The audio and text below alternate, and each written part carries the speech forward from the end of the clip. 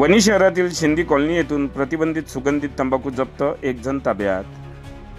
वणी पोलिसांनी अवैध धंद्यावर कारवाई करीत 1,06,510 रुपयांचा प्रतिबंधित सुगंधित तंबाखू जप्त केला।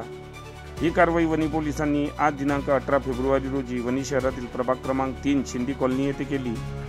या कारवाईत पोलिसांनी प्रतिबंधित सुगंधित तंबाखूची साठवणूक करून अवैध विक्री करणाऱ्या रोहित सुभाष तारुणा वय 28 वर्ष राहणार शिंदी कॉलनी वणी यास अटक करून त्याच्या विरुद्ध विविध कलमांन्वये गुन्हा दाखल करण्यात आला असून सदरची ही कारवाई उपविभागीय पोलीस अधिकारी गणेश केंद्रे यांच्या मार्गदर्शनात वणी ठाणेदार गोपाळ उंबरकर, पोलीस उपनिरीक्षक शेखर वांड्रे, पोलीस कर्मचारी सुरेश टोंगे, मारुती पाटील, दीपक मडकाम, श्याम राठोड, विजय गुजर, महेश भाडलवार, प्रफुल्ल नाईक यांनी केली आहे।